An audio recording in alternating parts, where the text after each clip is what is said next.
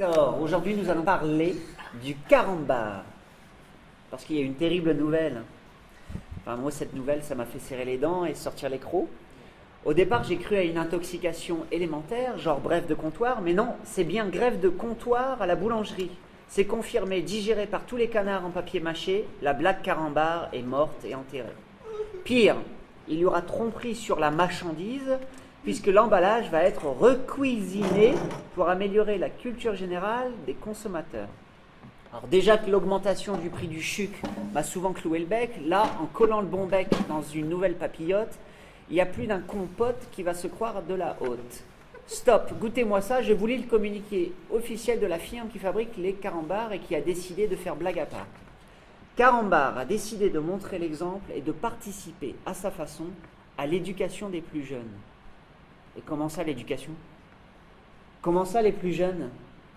Et depuis quand Carambar nous fait-il la leçon? On veut nous faire croire que par ce ton péremptoire, qu'il va falloir nous mettre directement la culture entre les mâchoires et nous mâcher le travail d'apprentissage? N'était-ce pas participer à l'éducation des jeunes, de savoir lire des blagues à la con en se marrant comme des baleines après le poisson?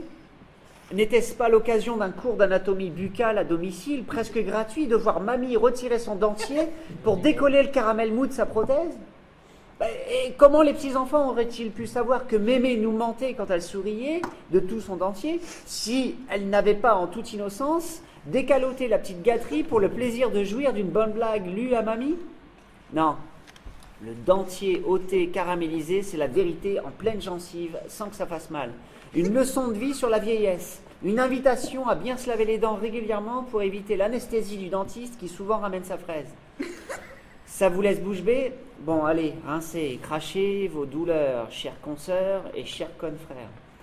Si ce divorce avec l'humour à 20 centimes vous fait grincer des caries, chers amis homo ou hétéros, si vous avez toujours envie de vous marrer, je vous invite à vous passer la blague au doigt.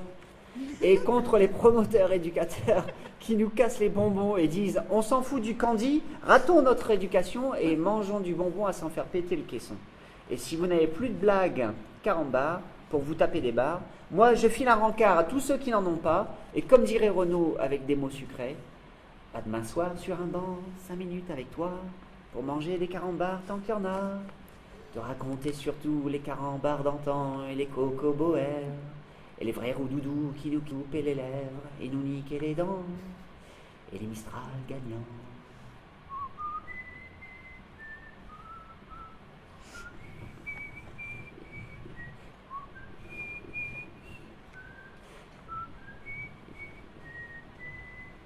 Merci.